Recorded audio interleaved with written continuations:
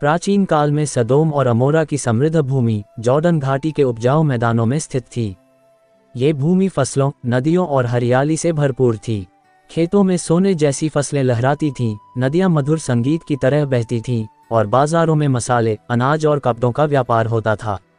बच्चे गलियों में हंसते खेलते थे और परिवार शाम को अपने घरों में हंसी खुशी के साथ भोजन करते थे। लेकिन इस बाहरी समृद्धि के पीछे पाप और भ्रष्टाचार पल रहा था। सदोम के लोग अत्यंत पतित हो चुके थे। वे अल्लाह की इबादत को छोड़कर बुरी आदतों में पड़ गए थे। चोरी, लूटपाट और धोखाधड़ी आम हो गई थी। राहगीरों का अपमान किया जाता था और उन्हें लूट लिया जाता था। लेकिन उनका सबसे बड़ा पाप था, वे प्राकृतिक व्यवस्था को तोड़कर पुरुषों के साथ कुकर्म में लिप्त हो गए थे। ये वह पाप था जो पहले कभी किसी कौम ने नहीं किया था। वे खुलेआम अपनी बुराइयों का प्रदर्शन करते थे और अपने गुनाहों पर गर्व करते थे। अल्लाह की रहमत से उनके मार्गदर्शन के लिए उन्होंने हजरत लूत अलैहिस्सलाम को भेजा। हजरत लूत अलैहिस्सलाम हजरत इब्राहिम अलैहिस्सलाम के भतीजे थे। वे बहुत ही नेक, धैर्यवान और हक के रास्ते पर चलने वाले पैगंबर थे।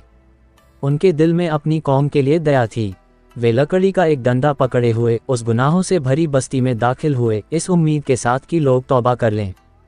वह बाजार के बीचों बीच खड़े होकर बुलंद आवाज में पुकारने लगे, ऐ मेरी कौम, अल्लाह की इबादत करो। क्या तुम उसकी निशानियों को नहीं देखते? उसी ने आसमानों और ज़मीन को पैदा किया, पहाड़ों और नदियों को बनाया। उससे डरो और अपने बुरे रास्ते छोड़ दो। लेकिन लोगों ने उनका मजाक उड़ाया।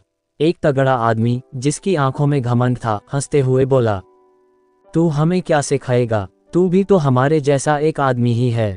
यहाँ से चला जा। दूसरे आदमी ने व्यंग्य से कहा, तू चाहता है कि हम अपनी ख्वाहिशें छोड़ दें? ऐसा कभी नहीं होगा। लूत अलैहिस्सलाम का दिल दुखी हो गया। वे रोज रोज लोगों को समझाते, उन्हें अल्लाह के अजाब से डराते, लेकिन लोग उनकी बातों को हंसी में उड़ा देते। यहाँ तक कि उनकी अपनी बीवी भी कुफ्र में डूबी हुई थी। वह अपने पति की पैगंबरी को मानने के बजाय कौम के पापी लोगों का साथ देती थी। वह लूत अलैहिस्सलाम के मेहमानों की खबर पापियों को दे देती थी। लेकिन हजरत लूत अलैहिस्सलाम को अपनी बेटियों में सुकून मिलता था। वे अल्लाह पर ईमान रखने वाली और पाक दिल वाली थीं। हर रात वे अपने पिता के पास बैठतीं और लूत अलैहिस्सलाम उन्हें तसल्ली देते, मेरी प्यारी बेटियों, अपने ईमान पर कायम रहना। ये शहर बर्बादी में डूबा हुआ है, लेकिन अल्लाह की रहमत करीब है। पापियों की चमक दमक तुम्हें धोखा न दे। याद रखो, अल्लाह हमेशा नेक लोगों के साथ होता है। इसी बीच रेगिस्तान में हजरत इब्राहिम अलैहिस्सलाम के पास 3 मेहमान आए। वे खूबसूरत नौजवानों की सूरत में थे, जिनके चेहरे पर रोशनी झलक रही थी। हजरत इब्राहिम अलैहिस्सलाम ने उनकी खातिरदारी में एक बछड़ा ज़िबह किया और ताज़ा रोटी और दूध परोसा। लेकिन मेहमानों ने खाना नहीं खाया। हजरत इब्राहिम अलैहिस्सलाम को शक हुआ, तुम खाना क्यों नहीं खा रहे? तुम कौन हो? उन्होंने पूछा। तब एक फरिश्ता मुस्कुराया और कहा, हम तुम्हारे रब के भेजे हुए फरिश्ते हैं। हम तुम्हें एक बेटे इशाक की खुशखबरी देने आए हैं और हम लूत की कौम को तबाह करने के लिए भेजे गए हैं। इब्राहिम अलैहिस्सलाम का चेहरा फाक पड़ गया। क्या तुम उन्हें तबाह कर दोगे, जबकि वहाँ कुछ ईमान वाले भी हो सकते हैं? उन्होंने फरियाद की। फरिश्तों ने जवाब दिया, ए इब्राहिम, इस मामले में दखल न दो। हम जानते हैं कि वहाँ कौन ईमान वाला है। लूत और उनके घरवाले बचा लिए जाएंगे, सिवाय उनकी बीवी के, क्योंकि वह गुनाहगारों में से है।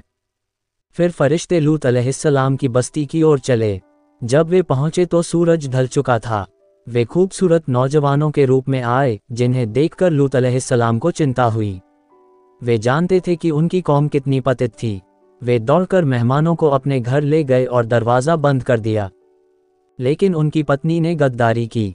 वह चुपके से बाहर निकली और पापी लोगों को मेहमानों की खबर दी। थोड़ी देर में शहर के लोग लूत के घर को घेर कर दरवाज़ा पीटने लगे। उन जवानों को बाहर भेज, हम उनके साथ अपनी ख्वाहिश पूरी करेंगे। वे चिल्लाए। लूत अलैहिस्सलाम ने रोते हुए कहा, ऐ मेरी कौम, यह मेरी बेटियां हैं, ये तुम्हारे लिए पाक हैं। अल्लाह से डरो और मेरे मेहमानों को शर्मिंदा न करो। लेकिन वे हंस पड़े, हमें तेरी बेटियों में कोई दिलचस्पी नहीं। तब फरिश्ते अपनी असल सूरत में आ गए और कहा, ए लूत, मत डर, हम तुम्हारे रब के भेजे हुए फरिश्ते हैं। तुम और तुम्हारे घरवाले सुबह होने से पहले यहाँ से निकल जाओ और पीछे मुड़कर मत देखना। तुम्हारी बीवी पीछे रह जाएगी और वह तबाह होने वालों में होगी। सुबह होते ही लूत अलैहिस्सलाम अपनी बेटियों के साथ बस्ती छोड़कर निकल गए। उनके पीछे आकाश काला हो गया, धरती कांप उठी, आसमान से आग और पत्थरों की बारिश होने लगी, पूरी बस्ती उलट पलट दी गई। लूत की पत्नी ने पीछे मुड़कर देखा, उसी पल वह अल्लाह के अजाब में आ गई और पत्थर की मूर्ति बन गई। लूत अलैहिस्सलाम और उनकी बेटियां आगे बढ़ती रहीं, उनके पीछे सदोम और अमोरा खंडहर बन गए। वहां केवल सन्नाटा और बर्बादी थी, एक निशानी जो आने वाली पीढ़ियों के लिए सबक बन गई।